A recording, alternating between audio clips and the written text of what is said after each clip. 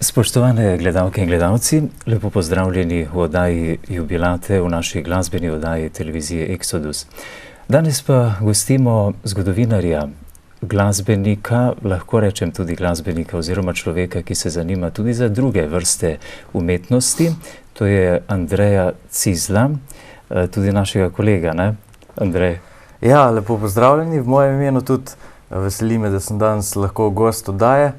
Ja, res me zanimajo marsikatere stvari, občasno pa tudi tukaj pridem na Exodus, kakšna stvar.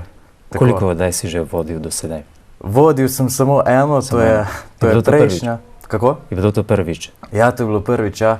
No, predtem sem še en krajši prispevek dal o tuji glasbi, mednarodni, o enem videospotu, tako da to je dejansko bolj začetek v povojih. Kako si se počutil v vlogi voditelja oddaje?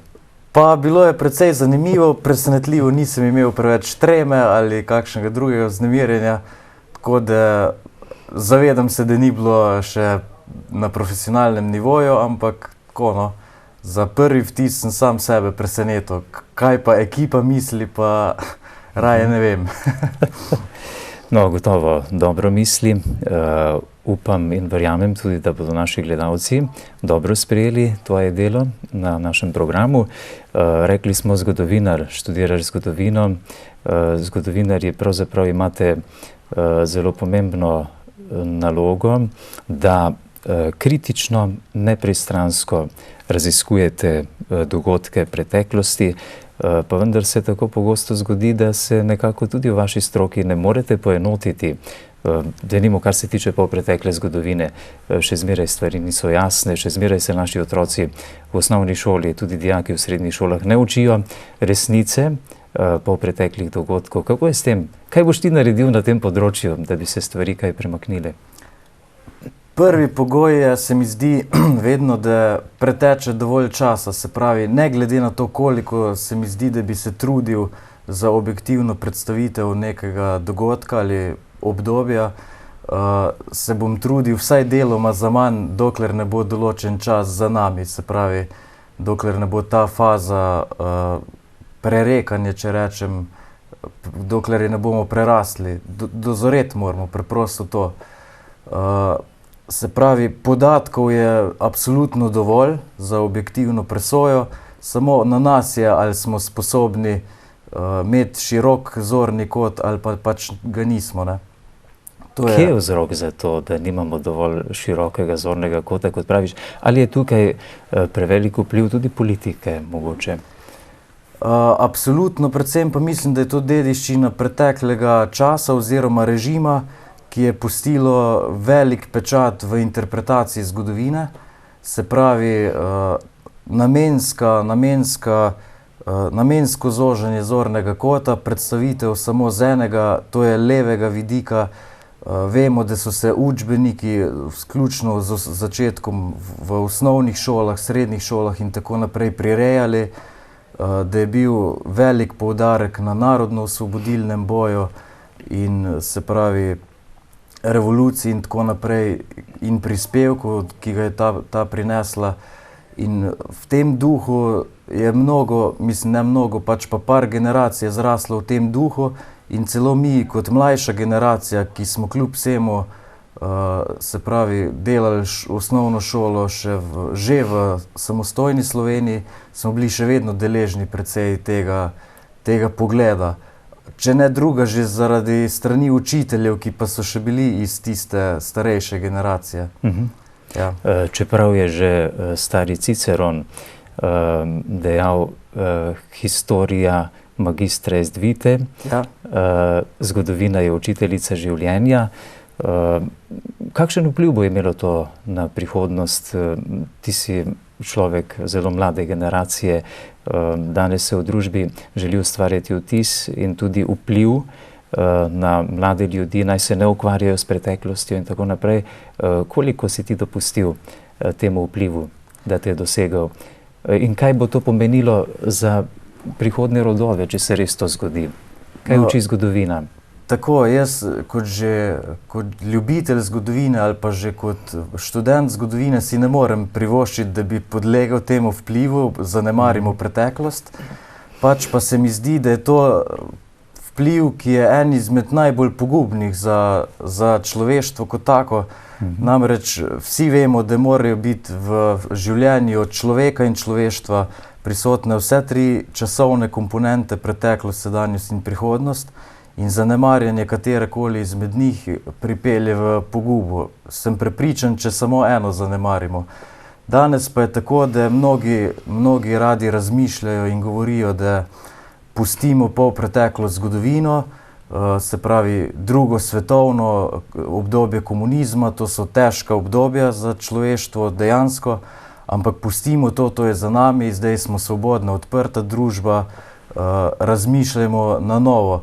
Ampak to je napaka, po mojem prepričanju, zato ker spomin mora ostati se pravi, za vzgojo, za učenje. Res je in še vedno po tolikih letih, tisočih letih velja, kar je rekel Ciceron, vendar vsi vemo, da človeštvo se iz zgodovine ne nauči nič, oziroma redki se kaj naučijo in da nas vedno znova na vsakih 100 let ali pa še prej dosežejo iste katastrofe in iste nemilosti. Pač to je naša krivda. No, že v Svetem pismu vemo, je podobnih zgodb, še posebej v Stari zavezi, ko so Judje sprejeli Božjo postavo in jo zavrgli in sprejeli in zavrgli. In to je ta krivulja, ki se pojavlja še dan danes, prav v enakih vzponih in padcih. Pomeni poznavanje zgodovine nam omogoča tudi nekako razumevanje sedanjosti, pa tudi prihodnosti, kaj ne? Tako je. Se pravi, predvsem odprti moramo biti, priznati napake preteklosti, po domače rečeno, ja, pobiksali smo ga, to moramo sprejeti, si oprostiti in iti dalje. Samo tako. Tako kot je v življenju vsakega, jaz prav pravim, življenje človeka in življenje človeštva sta popolni vzporednici. Popolnoma isto je. To je enačaj, je enačba, se mi zdi. No, Jezus je rekel, resnica vas bo osvobodila. Tako. Zakaj bi se izogibali torej resnici? Pri nas v našem narodu nekako ne pride do sprave, toliko časa si že prizadevamo, resnice pa ne priznamo. Kaj bo iz tega?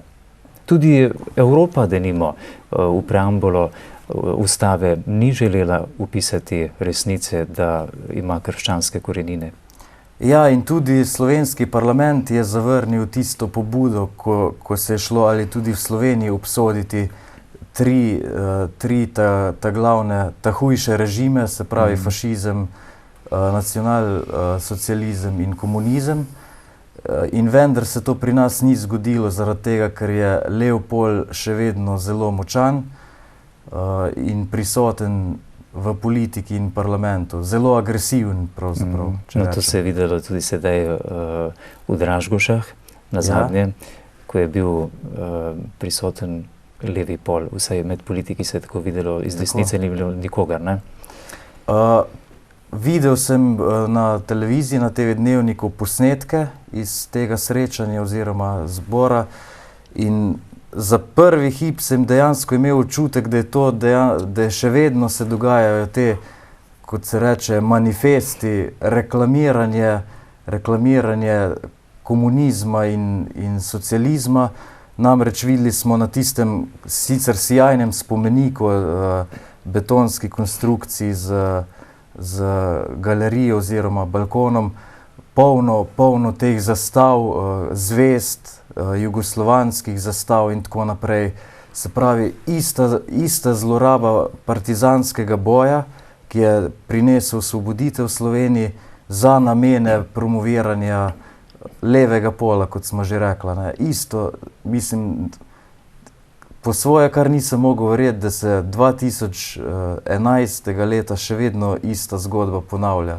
Ampak žal tako je. Kako vidiš prihodnost na tem področju v našem narodu? Imam upanje sam pri sebi, trdno verjamem, da se bojo stvari izboljšale, že zaradi te časovne razdalje, pa tudi se mi zdi, da vsaka generacija naslednja je sposobna bolj objektivno gledati na te dogodke, manj obremenjeno. Je pa veliko pomembno, z kakšne družine človek izhaja, se pravi, iz kakšne vzgoje, iz kakšne tradicije. Tu se pa še vedno pozna ta levo-desna usmeritev. Ne? No, kar nekaj stvari sem že izvedel o tebi pred tem najnim pogovorom, tako da vem, da med dosežke človeštva na prvo mesto postavljaš človekove pravice, Ja, ki so marsikje še sistematično kršene tudi v našem svetu. Bi rekel, da človekove pravice so tiste stvari, ki so najbolj prvobitne za človeštvo in za človeka. Se pravi, ne glede na ves tehnični napredek, ki ga je človeštvo doseglo, in ta je ogromen, ta je sijajen, če tako rečem, se mi zdi pravice kljub temu tiste, ki so zagotovile človeku dostojanstvo, vsaj na papirju, če že ne v praksi. No, recimo, bral sem tudi slovensko ustavo, še ne vem, pred časom, in sploh tisti prvi členi, prvih, ne vem, 20, 30, 50 členov je sploh v tem duhu pravic napisanih, tako da je branje pravzaprav celo ganljivo, ne.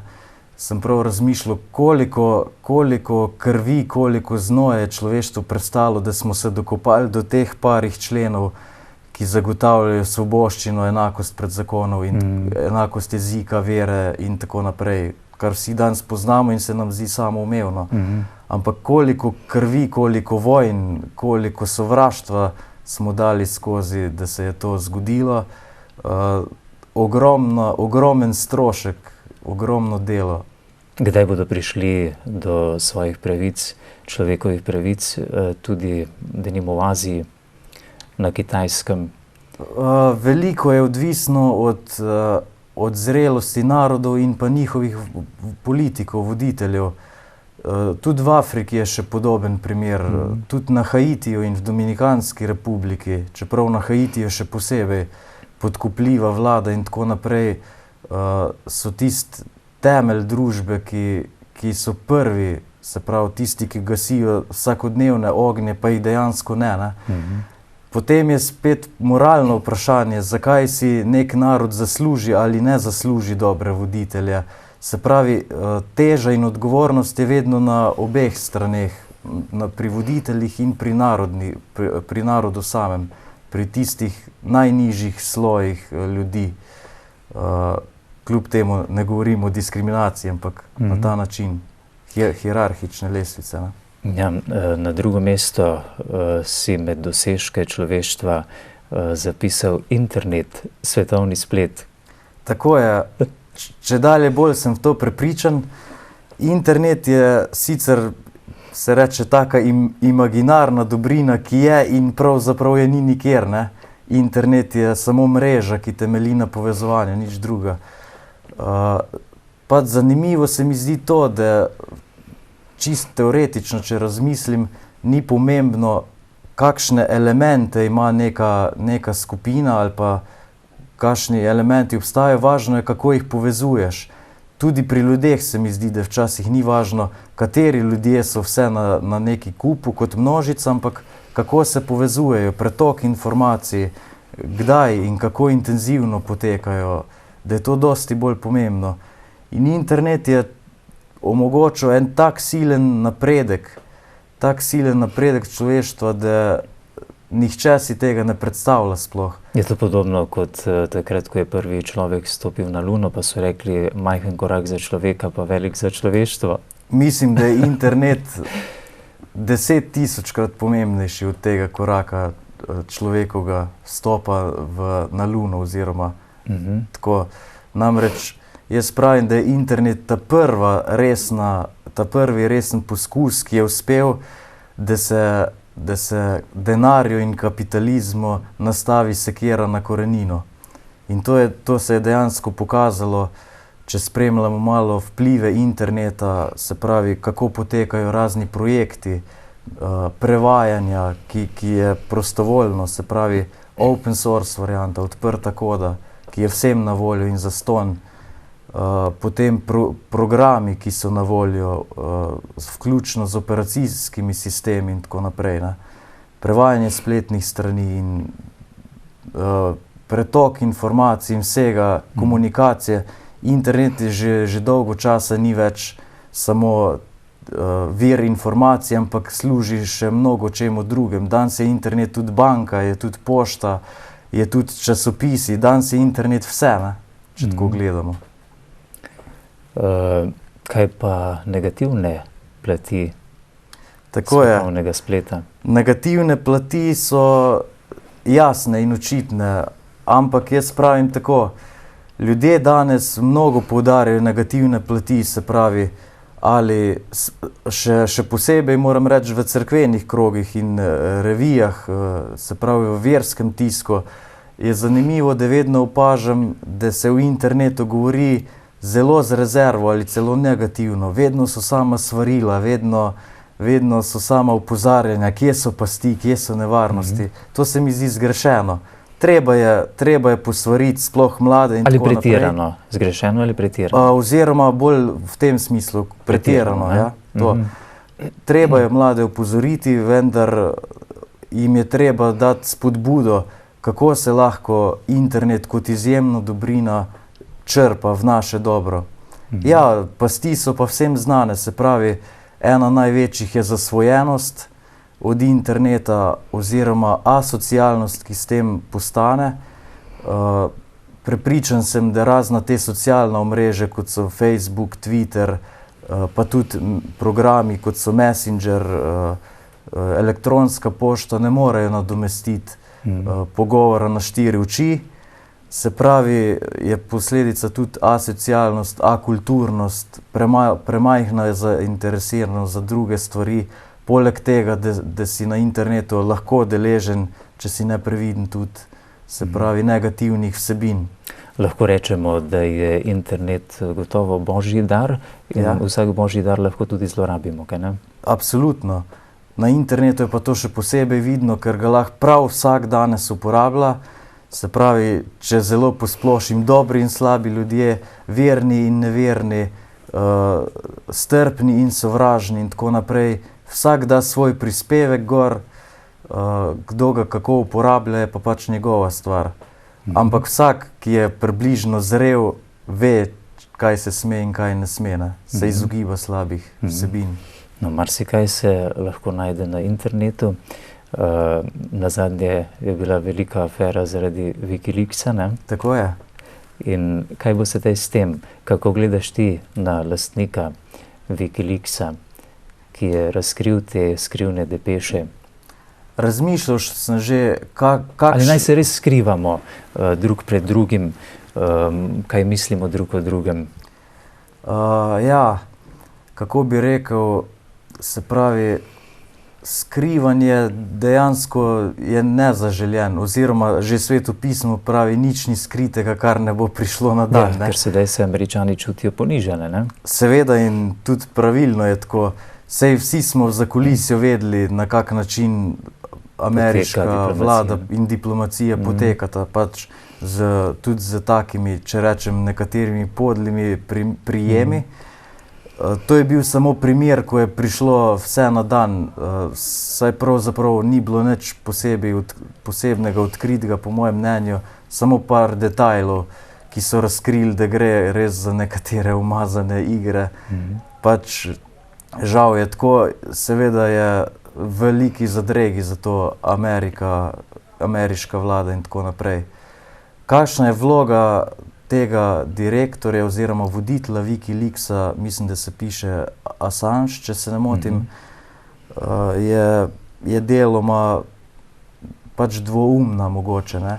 Po svoje dela se mi zdi veliko dobro delo, ker objavlja dokumente take, ki sicer ne bi nikoli našli pot v javnost in razkriva podrobnosti, tako kot vsak medij, tudi Televizija Slovenija, tudi vse novičarske druge strani.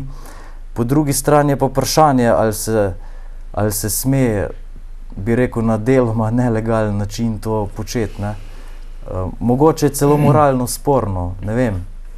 Ti ni všeč izjava nekega ameriškega novinarja, ki je dejal, da je Assange opravil delo pravzaprav za vse novinarje? Ja, Pravzaprav mi je všeč.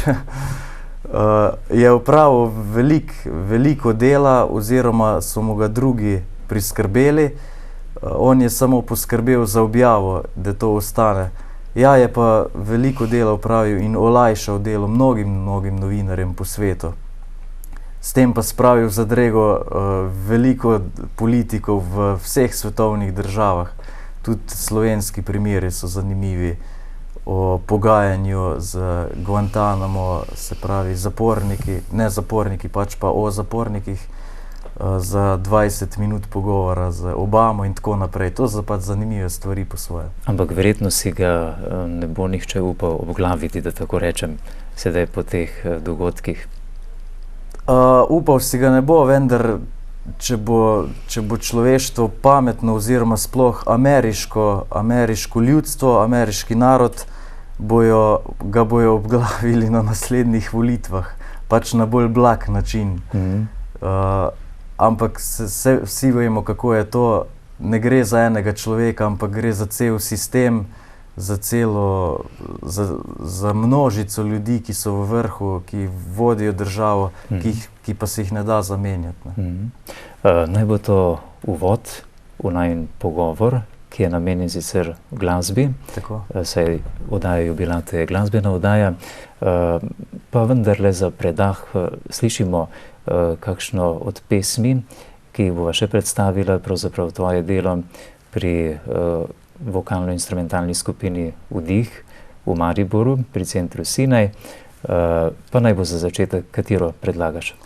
Za začetek predlagam pesem Zbudi se Betlehem.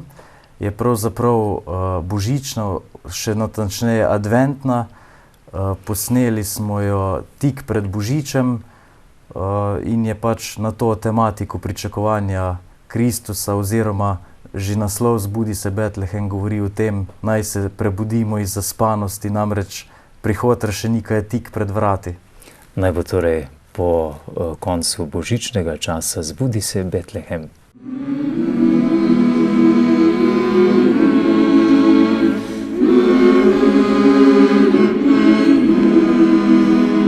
Zbudi se, moj Betlehem.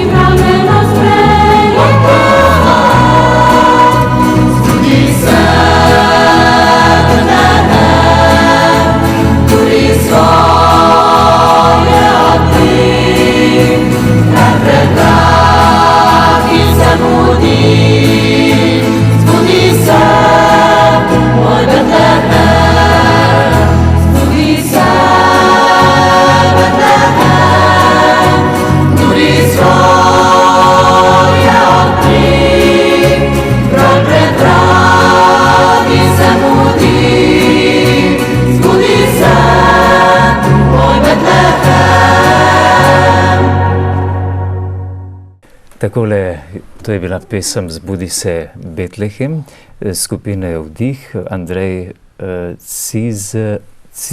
Cizelj. Ja? Hotel sem reči Cizelj. Še ne obstaja ta priimek. Ja, se bom naučil in si zapomnil tvoj priimek, novega kolega torej, na našem programu televizije Exodus. Vem, da si doma nekje iz okolice Krškega, ne? Oziroma Brežic natančneje. Brežic. Iz občine Brežic, iz vasi, ki je pač 10 minut stran. Najpomembnejše pa je, da leži na vinorodnem območju. Bizeljsko-sremiški okoliš je to, ki slovi po najboljših vinih v Sloveniji, sem prepričan. Denimo, ne? Tako. Ja, tudi osnovno šolo si obiskoval tam, še bolj pomembno pa glasbeno šolo, ne? Ki vodi sedaj tudi nekako tvojo pot naprej, kar se tiče glasbenega udejstvovanja. Obiskoval si smer klavirska harmonika, kaj ne? Tako je. Kaj to pomeni, da si se zanimal za avsenike mogoče ali kaj? Ja, spomnim se še danes trenutka, kako je do tega prišlo. Namreč mene in mojega brata, 1 leto je mlajši, je oče neki dan vprašal, če bi midva hodila v glasbeno. Sva rekla, brez razmisleka bi. Kaj bi pa kateri igral? Jaz sem rekel harmoniko, brat je rekel kitaro, ampak je potem prešel na saksofon. In tako iznenada smo midva pristala v glasbeni šoli.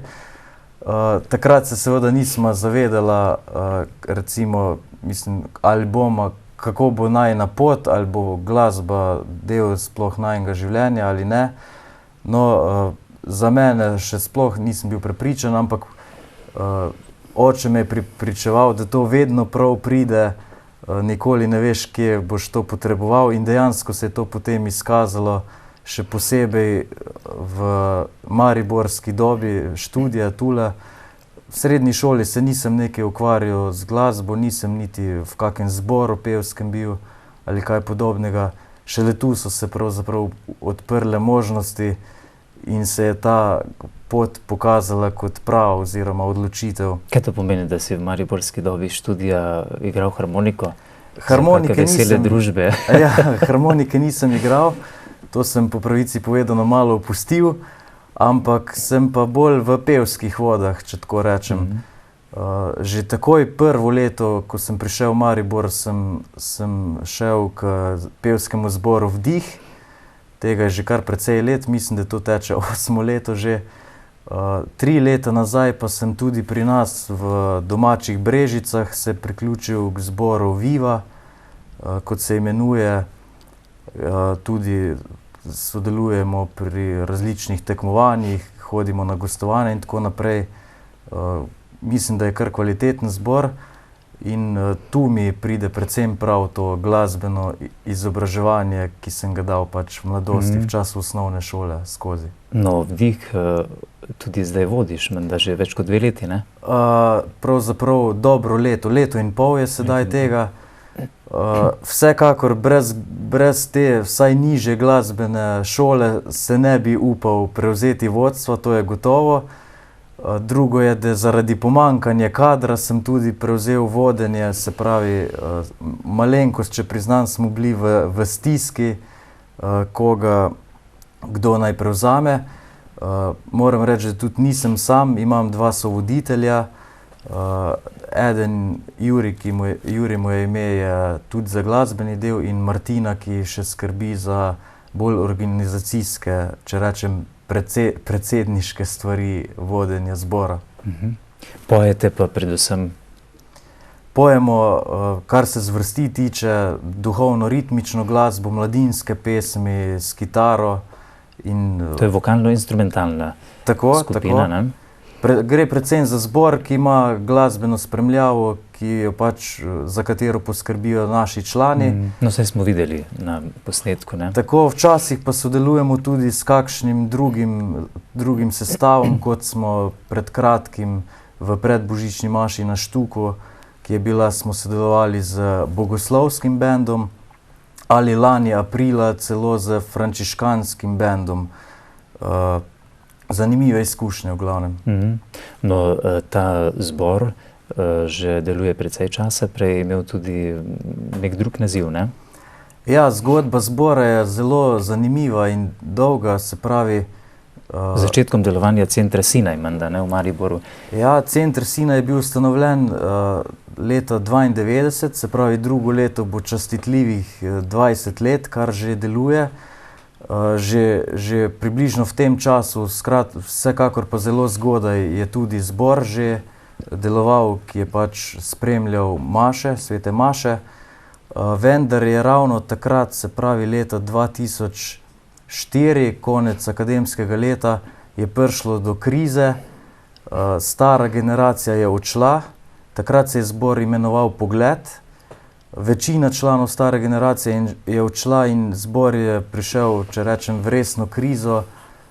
Jaz sem bil že tudi takrat član, razmišljali smo, ali še imeti zbor ali ne, tako da z naslednjim letom, akademskim 2004-2005, je prišlo potem do novih članov, ki so potem dali novo ime, novo identiteto zbora in tako naprej. Sicer verjamem, da bi se tudi stara identiteta še ohranila, vendar, če se prav spomnim, samo 7 članov nas je ostalo iz tiste prejšnje zasedbe in bili smo dejansko malenkost obupani tik pred razpustom. Prebral sem nekaj, da ste imeli hude porodne bolečine, preden ste dobili novo ime. Verjetno zmeraj problem, ne? Glede poimenovanja. Nekdo si želi takšen naslov, drugi drugačnega, ne? Ja, z imenom je sploh bilo tako, da nam je celo malo idej zmanjkovalo. Sicer pa smo na intenzivnem vikendu na Rdečem bregu, na Pohorju, tisto leto 2004 smo se odločili zbrati neko ime za novo identiteto. 5 imen, se spomnim še danes, je bilo v igri in nazadnje je kot še najbolj posrečena ali pa pač relativno posrečeno izpadlo ime Vdih. To je ostalo še do današnjih dni, čeprav smo tudi že vmes razmišljali, ali bi se preimenovali tudi. Namreč generacije se menjajo, tudi današnja generacija je že vsaj druga, če ne že tretja pravzaprav, odkar je že Vdih kot tak s tem imenom.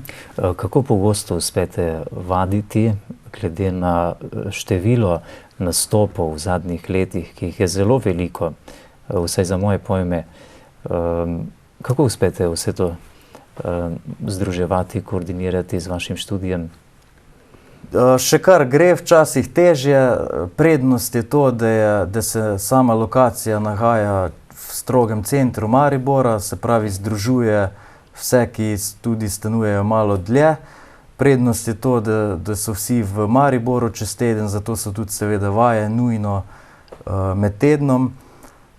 In prednost je to, da gre za krasno zadevo, če rečem, za mladinsko glasbo, za druženje med nami, ki nas močno povezuje, se pravi, in bogati. In to je tisto, predvsem, kar nas druži, da ljudje hodijo redno na vaje. Sicer pa imamo vaje 2-krat na teden, ob ponedeljkih 2 ure in pa v sredo 1 uro tik pred mašo.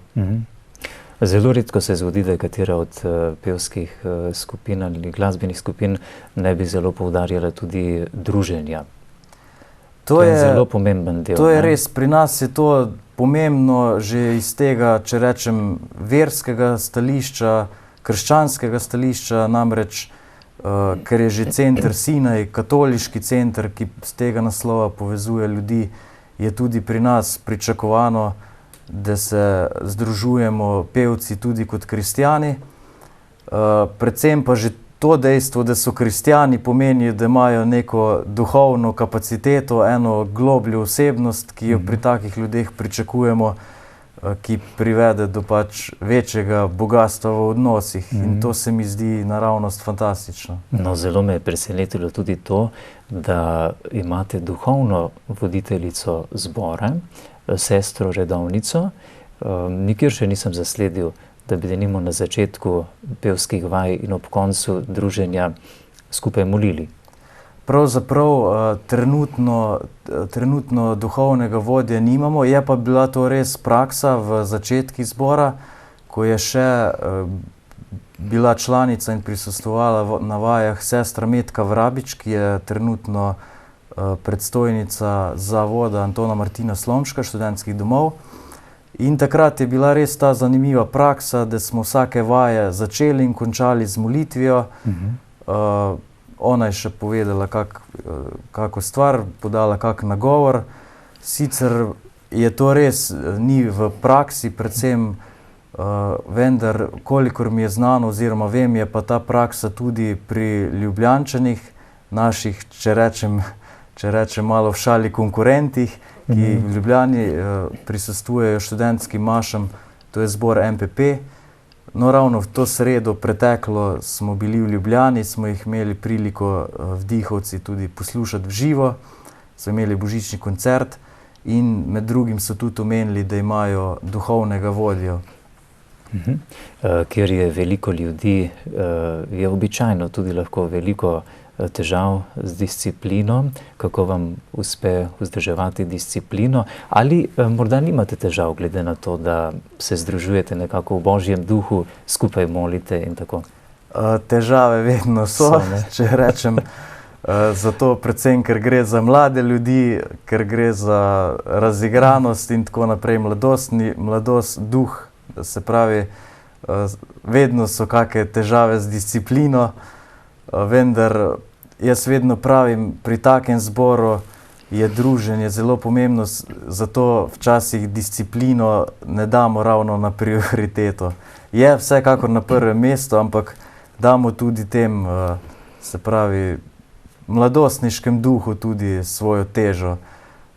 Jaz vedno pravim, da je treba najti en kompromis med to strogo disciplino, kako se dela, se pravi stroga tišina med vajami, tako, in pa tem, da se lahko tudi med vajami kakšna beseda, dve reče, tudi na hitro poklepeta ali pa kak vic pove ali kaj takega. Ne. Ob kakšnih priložnostih predvsem nastopate in kje? No, vkolikor pravzaprav sploh gre za nastope, mi največ sodelujemo pri svetih mašah, kar nasinajo. V ta namen smo pravzaprav neke vrste zbor za interno uporabo, a capella zbor. Se pravi, vsako sredo smo obvezno na Sinaju pri sveti maši. Bogoslužni zbor. Bogoslužni zbor, tako. Dejansko že center Sinaj sam deluje kot ena župnija in zbor Vdih kot župnijski zbor, čeprav uradno seveda ni župnija, niti zbor župnijski, ne. Ampak v praksi stvari tako približno izgledajo. Poleg tega, no, pa ob kaki priložnosti tudi kam zaidemo. Še posebej radi gremo na kako turnejo. To pomeni, da nas kak izmed članov povabi k sebi domov in potem pojemo pri njih v domači župniji pri sveti maši. Si pogledamo še kakšno znamenitost lokalno in seveda poudarek na druženju in petju. Ja. Želim, da se vaš zbor ne bi hitro preimenoval v kakšen izdih, ne?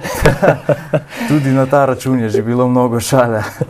Ja, slišimo pa vašo naslednjo pesem, je že blizu, katera bo to? To bo pesem Njega nosila si, je tudi adventna, je pa tokrat poudarek na Mariji in njeni vlogi v odrešenski zgodovini. Poslušajmo. Njega nosila si, ki nosi vse, odrešenim in nevdeni zvoči, vrata nebeška kraljica sveta, o Marija, pozdravljamo te, iz ljubezni izbral te je Bog, preblažena. Tvoj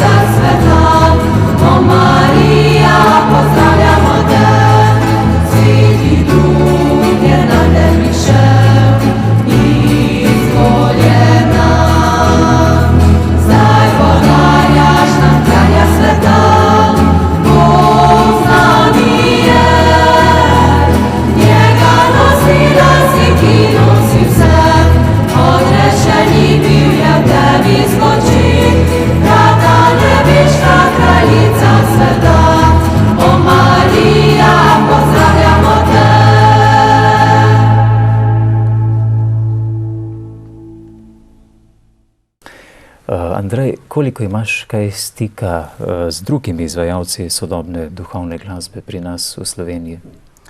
Spremljam to zvrst glasbe, vsekakor že iz tega naslova, ker vodim zbor in vedno pride prav kakšna osvežitev v repertoarju, da bi osebno poznal koga, pravzaprav ne, oziroma srečal sem jih nekaj, med drugim Taro Sinkovič in tako naprej. Osebno pravzaprav ne poznam. Poznam pa po njihovih delih, po glasbi, ki jo ustvarjajo. Kako pa nasplošno ocenjuješ slovensko sceno duhovne glasbe? Bi rekel, da je zelo bogata, sploh v zadnjih letih se je močno razširila po pestrosti, po produktivnosti. Imamo tudi festival, ne? Duhovne ritmične glasbe, tudi Marija Fest, denimo na Ptujski gori. No, žal sem letos bil šele prvič na Ritmu duha, tako da sem, Ritem duha, ja. Ja, da sem bil v živo na tem festivalu, ki je mislim, da bil že 9., če se ne motim, po vrsti. Pravim, lahko samo hvala Bogu za take dogodke in priložnosti, ki jih imamo v Sloveniji, ki je relativno majhna.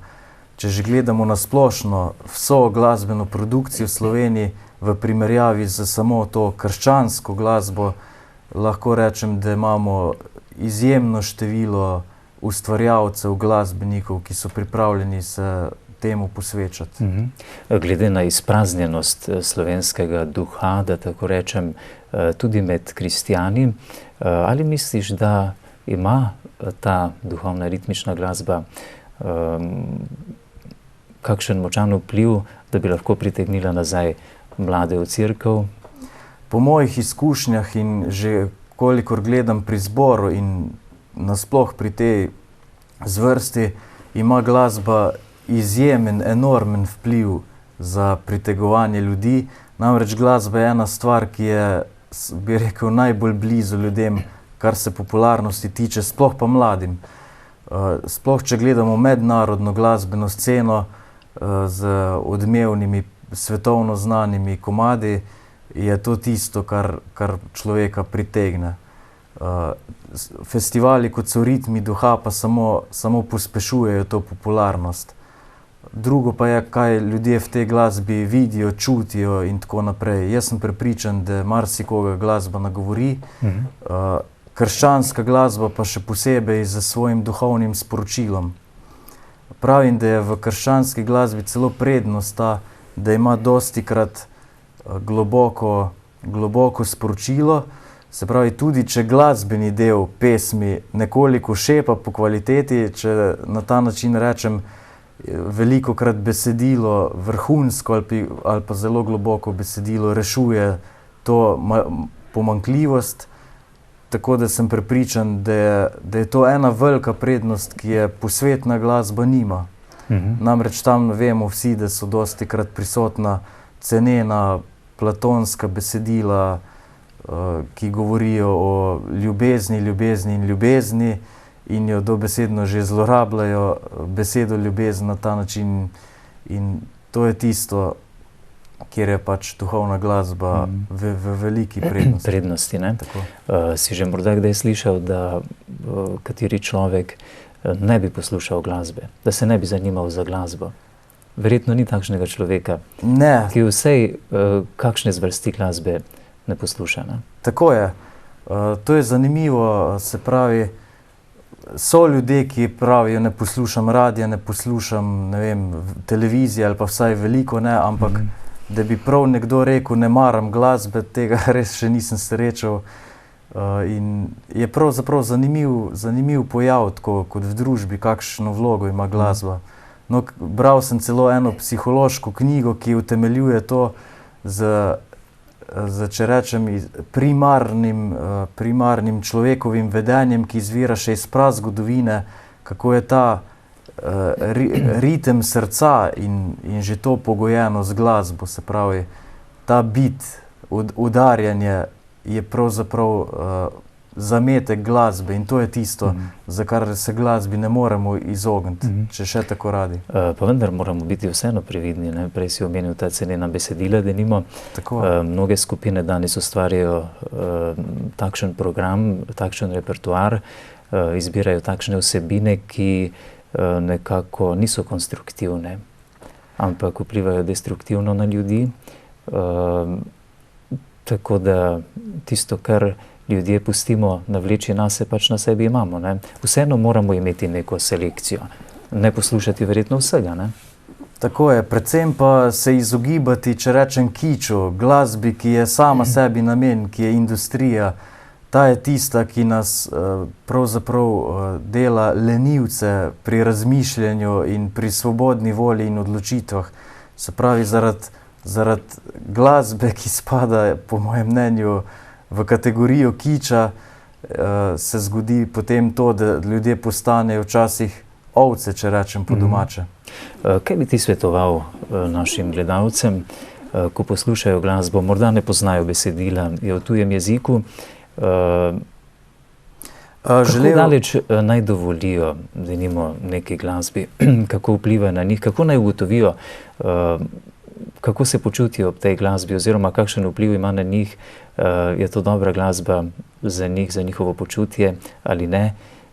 Po mojem mnenju mora glasba biti, dobra glasba mora ustrezati dvem kategorijam, da je umetniško dovršena, izdelana in pa tudi, da je moralno neoporečna, se pravi, da ima korektno besedilo in že tudi glasbo, se pravi, zanimivo, naprimer, nekaterim se že metal kot zvrst glasbe, ki slovi po včasih agresivnosti, nasploh pa po mračnjaštvu, po tej vlogi, se pravi, se zdi moralno oporečna, že zvrst kot taka, sploh pa v krščanski glasbi.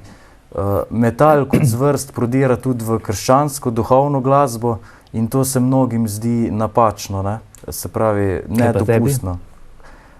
Tudi sam sem tega mnenja, včasih še pred leti sem poslušal metal glasbo zelo rad, mi je veliko pomenila, vendar sem videl, da ima slabe vzgibe oziroma slab vpliv na človeka na splošno, zato sem si preprosto odpovedal.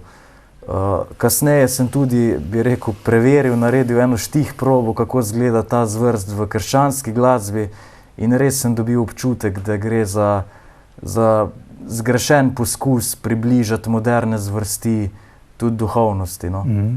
Z ustvarjanjem glasbe vsak posameznik tudi nekako izraža to, kar se skriva v njegovi notranjosti, ne? Tako je, ni potrebno, da človek sam ustvarja glasbo, ampak že s poslušanjem glasbe ti izbiraš in svoje počutje in pa na ta način vsekakor vplivaš nanj. Tako da glasba so naše čustva. Nekje lani v jeseni si obiskal tudi koncert Hillsong London skupine, kaj ne? Tako je, ravno iz zbora Vdih je prišla ta pobuda, da bi obiskali koncert, namreč sploh moj cimer, če rečem, študentski kolega Hieronim je velik navdušen skupine in on je dal pobudo, tako da sicer ne cel zbor, ampak nekaj se nas pa je udeležilo, da smo se odpeljali v Zagreb, kjer je bil koncert, 4. novembra je bilo to. To je ta svetovno znana skupina, ki je med najbolj znanimi v tej krščanski glasbi, duhovni glasbi. In to doživetje sploh z besedami ne morem opisati. Tudi nas je zelo obogatilo in nekaj duha upam, da smo tudi prinesli nazaj v Maribor in v naš zbor potem. Sicer pa ti ne odstopaš. Na prvem mestu je verjetno še zmeraj finska skupina Nightwish. Ja, to je še z teh časov, ko sem poslušal metal, so me najbolj, če rečem, presenetili. Ampak, čeprav ne poslušam več skupine kot take, mi je njihova pesem, ki ima naslov Walking in the Air, je dejansko priredba filmske glasbe. mislim, da je ta pesem ena izmed tistih, ki so me najbolj kdajkoli nagovorile in se mi še danes zdi neverjetno dobra. Kateri so še, poleg teh, ki jih pravkar naštevaš, tuji izvajalci, glasbeni izvajalci, ki zate posebej izstopajo in imajo danes v svetu pozitivno vlogo na človeštvo? Ja, pravzaprav, če pomislim, z glave sedaj ne vem, mogoče natančno, izogibam se temu, da bi bil usmerjen ali osredotočen na izvajalce kot take, ampak poskušam biti osredotočen na pesmi, na izdelke njihove in po tem ključu izbiram. Težko bi sedaj rekel, katerega glasbenika. Izstopajo. Ja. Kaj pa v negativnem smislu? Ja, v negativnem smislu veliko lažje rečem, zato ker je nekaj izvajalcev, ki so zelo popularni. Naprimer, iz Amerike pride veliko take glasbe. Naprimer, lahko omenim že Lady Gaga, ki je, če smem, ki je že tako ali tako zelo popularna, med najbolj popularnimi, izstopa za svojim načinom posredovanja glasbe, še posebej, ko sem spremljal par spotov, sem videl, se mi je zdelo, da je prestopila mejo zdravega okusa. Ne? Ampak to je tisto, kar žal množično pritegne ljudi iz nerazumljivega vzroka pravzaprav.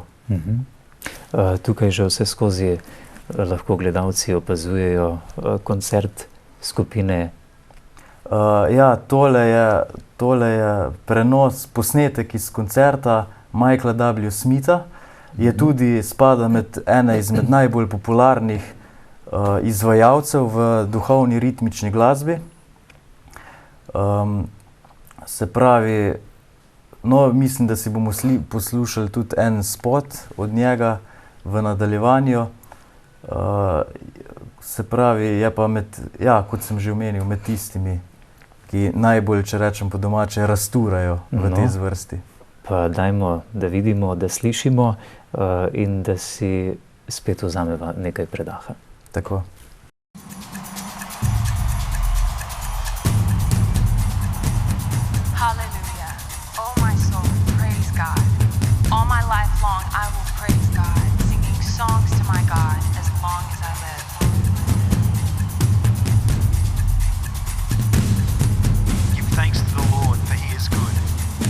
Love endures forever. Hallelujah, oh my soul, praise God. All my life long I'll praise God, singing songs to my God as long as I live.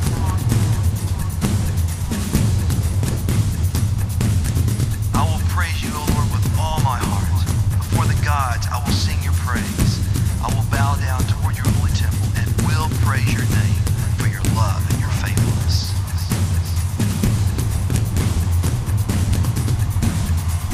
On your feet now, applaud God, bring a gift of laughter, sing yourselves into his presence.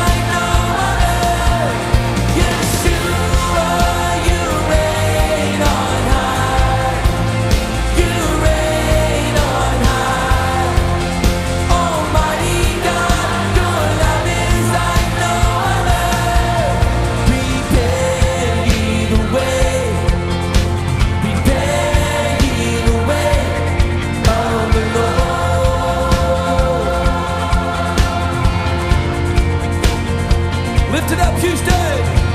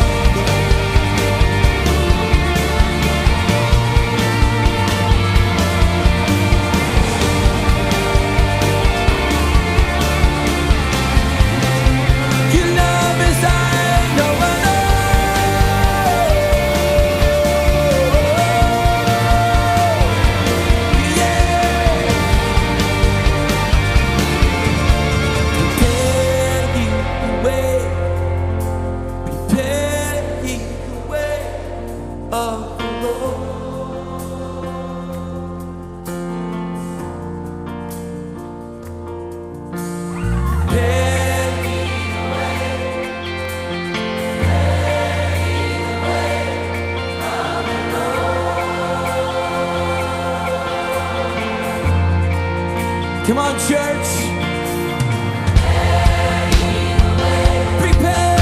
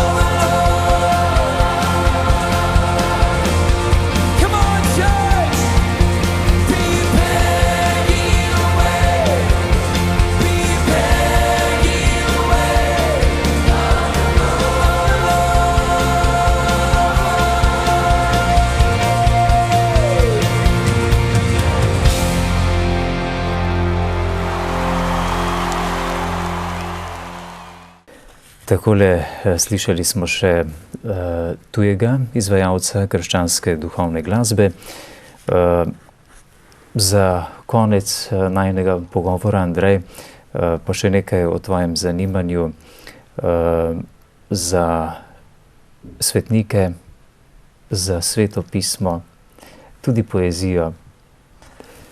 To so eni izmed konjičkov, ki jih imam zelo rad. Recimo, nasploh rečem, da je moj med najljubšimi konjički je kar teologija kot taka. Zelo, sploh odkar sem se začel bolj že osebno, duhovno poglabljati, me je zanimalo tudi ta teoretični del teologije, že teologija kot znanost.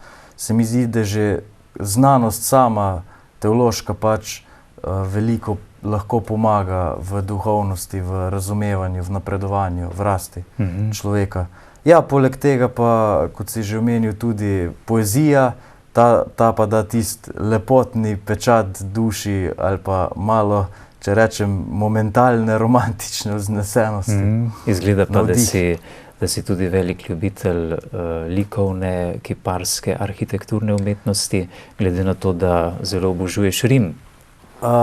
Rim je posebno zaradi zgodovine tudi in zaradi arhitekture, ja. Arhitektura me v umetnostno-zgodovinskem smislu tudi zelo privlači. Spomnim se, že od malega sem zelo rad prebiral knjige o gradovih in tako naprej, ali pa o cerkvah z tega arhitekturnega stališča, in to mi je še danes med zelo zanimivimi stvarmi. Kaj te pri Rimu bolj pritegne, krščanska ali poganska kultura? Absolutno krščanska, pač Vatikan in vloga in bazilika svetega Petra. Vatikan je sploh fenomen že kot tak, kot država, kot entiteta, da sploh obstaja. tako majhen in samostojna, suverena država, prav kakršna je katerakoli na svetu, ne, kot Slovenija ali pa Nemčija, je tudi Vatikan. Jaz pravim, da v Rimu sem bil do sedaj samo enkrat in takrat me je presunil zelo, da sem rekel celo, pa to je najlepše mesto ali pa ja, najlepše mesto na svetu. Ne. Jaz pravim, Rim, že ko se mu približuješ, diši po tej zgodovini, po vlagu in prahu zgodovine. In to je to, kar me pri Rimu zelo pritegne. Sicer pa je Rim velik cilj, lahko rečemo, vsakega katoličana na svetu, saj je tu središče krščanstva, prestolnica vidnega poglavarja katoliške cerkve, grobovi apostolov, mučencev prvih in tako naprej. Ja, relikvij in znamenitosti in takih pomembnih, se pravi, lokacij je toliko, da se človeku lahko, če rečem po domače, zrola. Se pravi, vsak tak izlet pa to ali pa ja, je namenjen temu, da se obišče te glavne znamenitosti in po pravici rečeno, človek se celo hitro naveliča, toliko je tega. Enega bogatstva arhitekture, umetnostnih slogov in pa že tudi teh verskih lokacij in prisotnost relikvij in vsega je tam tolikšna, da je, ne vem, neopisljivo. Tisoče in tisoče umetnin po muzejih in galerijah. Tako, ja. Koliko časa si posvetil ogledu Rima? Mi smo bili z Rimom ravno za Sinajem, to je bilo leta 2004. Takrat smo bili, če se prav spomnim, 7 dni. Predvsem pa mi je bilo takrat všeč, da smo bili kot družba skupaj zelo povezani, da smo namenili veliko časa tudi pogovoru, počitku. Preprosto smo se kdaj vsedli na kak travnik, razmišljali, debatirali, premišljevali Sveto pismo, poleg tega pa si tudi ogledovali znamenitosti. In ta kombinacija mi je bila tako všeč, da se je še danes z veseljem spominjam. No, zanimivo mi je to, da ti je kot zgodovinarju najbolj všeč pri Rimu največja katoliška cerkev sveta. Njena vloga je pač simbolična in no, če se nakratko spet dotaknem zgodovine, se pravi, danes zgodovinarji ali pa ljudje, ki se če tudi ljubiteljsko ukvarjajo s preteklostjo, hočejo zanemariti vpliv cerkve, ne? Hočejo razumeti preteklost brez cerkve, ampak vemo, da cerkev je imela najmanj do zadnjih 50 let odločilno in zelo pomembno vlogo v svetovni zgodovini v zadnjih 2000 letih. Ne? No, v Rimu se to vidi pač dobesedno, že kot bazilika svetega Petra, ki je tako mogočna in pompozna, kakšno vlogo je imel pač Rim. V Rimu je pa še, kar mi je zanimivo, celo to simbolično. Vemo, da teče po sredi mesta reka Tibera in na desnem bregu reke se nahaja bazilika, se pravi desno kot krščanstvo, na levem bregu pa Kolosej, ki je sinonim za poganska, se pravi srečanje v slogu kruha in iger. Ne? Levo, desno, bazilika, Kolosej. Si morda obiskal tudi katakombe, Kalistove katakombe? Ja, tudi Kalistove katakombe smo si ogledali. Zanimiva stvar, notri, če se spomnim, je tudi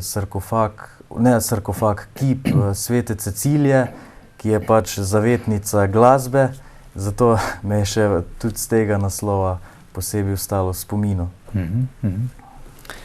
Ja, Sveto pismo, ki je zate knjiga knjig, ki je tako ali tako knjiga knjig, pa vendar tudi zate na prvem mestu, sam izpostavljaš, sem nekje prebral besede preroka Izaije, oziroma ne? Med priljubljenejšimi so mi je predvsem recimo Sirah. Sirah, tako je. Iz njega izhaja tudi moje najljubše besede. Sirah je še sploh mi pri srcu, ker ima poleg bogatega sporočila predvsem besedilo, ki je poetično napisano, ki te ki me gane predvsem z tega stališča, tudi kot poezija. Jaz sem ti pripravil to, kar je tebi všeč pri Siraku. Tako je, ja. Tako da lahko prebereš našim poslušalkam in gledalcem.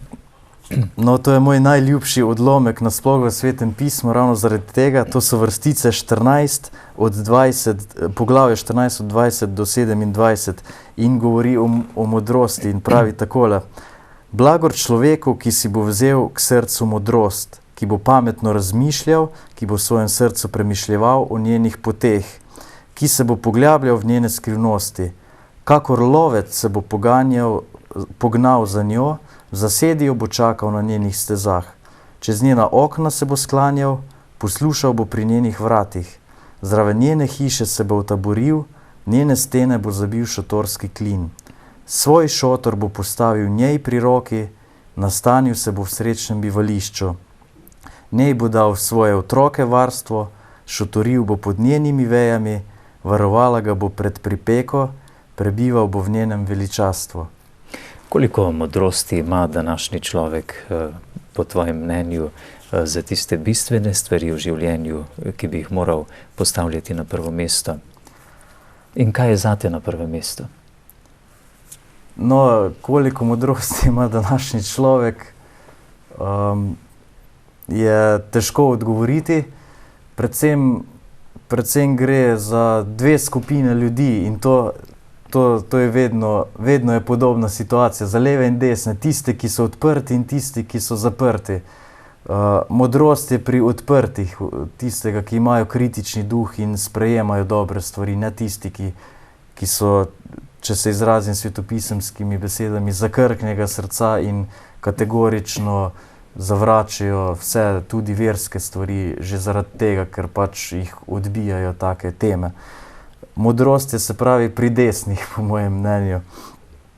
Kaj je tisto, kar je pomembneje, je pa to, kar sem že omenil, odprtost. Se mi zdi, da ni važno, koliko kdo ve, koliko je kdo moder, ampak koliko je odprt. Tisti, ki išče, bo prišel do modrosti in pameti in bo dosegel napredek in cilj. Dejal si, da ti je všeč tudi zaradi tega, ker je malo poetično besedilo. Tako je. Poezija že nasploh je tista, ki človeka presune, če je pa to v Svetem pismu, je pa še posebej razveseljujoče. No, koliko sem bral neke knjige o Svetem pismu, vem, da je baje celo v izvirnem jeziku hebrejskem so prav ritmizirani deli teksta. Ne vem, ali je bilo omenjeno, da gre za heksameter, ritem ali kaj podobnega. Škoda se mi zdi, da to ni ohranjeno v prevodu, ker sem prepričan, da bi še bolj bil efekt poezije izražen v Svetem pismu. Sicer pa tvoj priljubljeni pesnik, France Prešeren, pravi, da pevcu vedno sreča laže. Ja, pesništvo je en hvaležen in hkrati nehvaležen poklic. Če si dober, če imaš talent in pa navdih, lahko prispeva k prepoznavnosti, pa ne gre toliko za prepoznavnost, ampak prispevek, ki ga daš narodu, kulturi, jeziku in tako naprej. V nasprotnem primeru ti pa hitro očrni ime, predvsem pa je to, da je danes biti umetnik ali pa pisatelj ali pesnik težko zaradi preživetja, da se nekdo s tem poklicno ukvarja.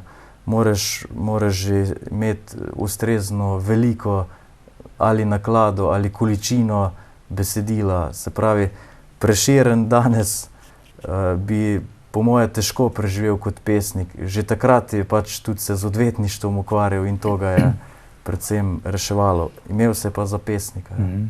Med množico svetnikov, ki jih je razglasila katoliška cerkev za svete, izbiraš Ivano Orleansko devico iz Francije, ki je živela nekje v 15. stoletju. Kaj te je tako pritegnilo pri tem liku tega mladega dekleta? Ja, res mi je ona med najljubšimi svetniki in sicer zaradi te njene vloge, ki je tudi zgodovinska. Zgodovinska in verska vloga pri njej je zelo močna, je markantna zgodovinska osebnost, nepogrešljiv člen v zgodovini francoskega naroda in tudi duhovno bogatstvo. Čeprav ni... Francozi jo imajo za svojo narodno zavetnico, ne? Med drugim tudi, ja. Čeprav ni zapustila kakih pisnih verov, razen kar je ohranjeno od njenih se pravi sodnega procesa, ki je bil proti njej, njene besede in tako naprej. Sicer pa ta njena vloga me je pritegnila v zgib, zato so bili pa filmi o njej. Torej, da tistim gledalcem poveva, ki morda njene zgodbe ne poznajo, da je bila mlado dekle, okoli 13 let je bila stara, ko je slišala nadzemeljske glasove, ki so jo vabili naj gre na pomoč francoskemu kralju, ki so ga takrat oblegali Angleži, kaj ne, stoletna vojna. In imeli so svoje afinitete do francoskega prestola in Ivana Orleanska, mlado dekle, se je oblekla v bojno opremo, kot moški sedla na konja in odjahala na pomoč. Tam je imela težave na začetku, kaj ne? Tako. Ker ji niso zaupali. Potem po preverjanju s teologi so ji vendarle zaupali, da je odšla k vojski. Preseneča me to, da je bila tako čista, da je bila tako dosledna tudi v verskem smislu duhovnem, da je zahtevala od tamkajšnjih tako zelo demoraliziranih vojakov, da morajo počistiti svoj vojaški tabor, vseh vlačuk, da morajo opraviti življenjsko spoved, potem pa iti na boj. Kako gledaš na to? To je nekaj nenavadnega, vendarle. Ja, ta njena vloga, kako je to uspela izvesti, je neverjetna, ker je bila mlado dekle, se pravi najstnica, in da prideš ti v eno skupino že kot ženska vojakinja, kar je bilo v srednjem veku nezamisljivo, ne? Ženska v oklepu in v bojni upravi, da je prišla med vojsko, se pravi med to drhal, kot si že omenil, v kateri je bila prostitucija in tako naprej, je neverjetno. Se pravi, to je pač bil jasen znak enega božjega posredovanja. Ona je izhajala iz kmečkega okolja, bila popolnoma neizobražena in potem je dobila tako pomembno vlogo. Ne? Rekel si jasen znak božjega posredovanja. Kako se je lahko zgodilo, da je potem bila obsojena pri sveti inkviziciji, da je zgorela na grmadi, 19-letna menda, ne? Tako je. Ja, kot najstnica je umrla, se pravi, obsodila jo je cerkev sama, pač angleška cerkev pravzaprav. To je bilo v Rouenu, ki je sicer francosko mesto, ki je takrat bilo v angleški zasedbi. Burgundci so jo predali Angležem, ne? Tako je. Se pravi, in tu je šlo predvsem za politične spletke in ne toliko za versko. Oni so na podlagi verskega obtožili čarovništva, ampak iz političnih vzgibov. In tu je pač cerkev naredila napako, ki jo je kasneje obžalovala in Ivano rehabilitirala. Že dobrih 20 let zatem je menda razveljavil sodbo takratni papež, ne? Ja, tako je. In tudi, če se ne motim, kralj, takrat potem Karl VII je tudi njeno družino, očeta, pol promoviral v plemiški stan in ga oprostil vseh davkov. Potem je bilo dolgo časa zatišje, nekaj stoletij, ne, do 20. stoletja, ko pa je bila razglašena za svetnico. Ja, to je bila potem tista stvar, ki naredi, ko spravi cerkev človeka na oltar, mu da največjo krono, kar ga lahko dobi v tem življenju, čeprav ni več v tem življenju. Še zadnje vprašanje, Andrej, kako naj kristjan živi, da vzdržuje svojo duhovnost, svojega duha živega, da poglablja svojo vero, kar je za nas zelo pomembno? Ja, res je. Bi rekel čisto preprosto, vsak dan je treba pomisliti na duhovnost, ali se ukvarjam, ali se zadostno ukvarjam. Te znane, zelo znane, se pravi, elemente je treba uporabljati, kot so sveto pismo, svete zakramente, dnevna oskrba in to je to. Predvsem pa iskanje. To se mi zdi najpomembnejše. Treba se je spraševati, treba je iskati Boga. Ni zadost, če smo kristjani, če vsak dan beremo sveto pismo, ampak nas more ena rana, skelet noter, ki nam dela nemirnega duha. To je tisto. Koliko časa na dan uspeš posvetiti osebni molitvi, premišljevanju, branju svetega pisma? Včasih več, včasih manj, trenutno po pravici rečeno malo manj. V preteklosti, še do nedavna pa sem tudi vsak dan bral sveto pismo, no trenutno nimam toliko časa ali pa tudi kdaj pozabim, tako da, ampak načeloma pa ja, je to nujno. Andrej, veselilo me je, hvala lepa za ta pogovor. V naslednji oddaji Jubilate, kateri so povabljeni gledalke in gledalci oziroma gledanju, katere so povabljeni že prihodnji teden ob istem času, pa boš ti sedel spet na tem sedežu. Za danes torej hvala. Tudi vam, spoštovane gledalke in gledalci, za pozornost.